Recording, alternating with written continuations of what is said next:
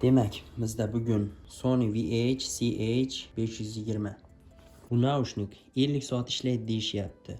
Lekin bu haqiqatan ham yaxshi naushnikmi? Komplektida nimalar bor? O'zi buni test uchun sotib olganman. Rostdan ham 50 soat ishlab beradimi? Buning ichida naushnik yo'q. Faqat komplektida nima borligini ko'ramiz hozir. Ustki qoplamasi oppoq, chiroyli etiketkada ishlangan. Ichida korobkasi, material oddiy himoya uchun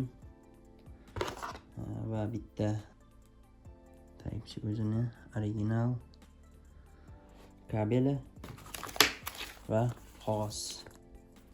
Sony naushnikni o'ziga kelsak. Mana juda chiroyli, ixcham qilib, yengil qilib ishlangan. Bu 50 soat rostdan ishlab beradimi yoki yo'q? Bunga video davomida javob beramiz. Bu naushnik 50 soat ishlaydi deyishyapti. Lekin bu haqiqatan ham yaxshi naushnikmi? Keling, 3 ta sabab bilan ko'rib chiqamiz. Birinchi sabab batareya. Bu naushnik 50 soatgacha ishlashi mumkin. Hatto 3 minut zaryad bilan 1,5 soatgacha ishlashi mumkin. Ikkinchi sabab multipoint ulanish. Bu naushnik ikki qurilmaga bir vaqtning o'zida ulanadi. Masalan, notebook va telefon. Uchinchisi qulay boshqarish tugmalari. Shu tugmalar orqali qo'shiqni almashtirish, ovozni sozlash va qo'ng'iroqni qabul qilish mumkin.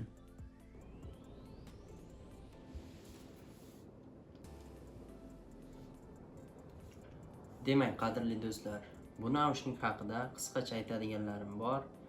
Bu naushnik, Sony naushnigi test sinovlaridan juda yaxshi o'tdi. Olganim 2 hafta bo'lishiga qaramasdan juda zo'r ishlab berdi. Standart zaryadlangan holatida 5 kun ishlatdim, 20% gacha tushdi zaryadi.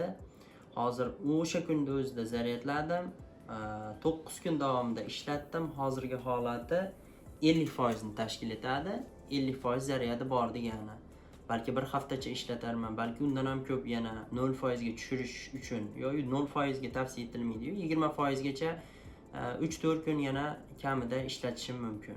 Bu hujjatlarda aytilgan, yozilganidek 50 soatga bemalol zaryadi yetadi.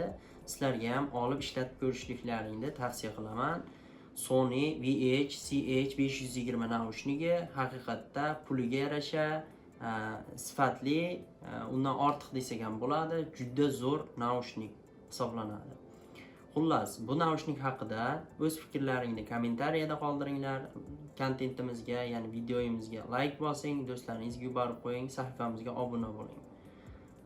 Hammaga katta rahmat, salomat bo'linglar.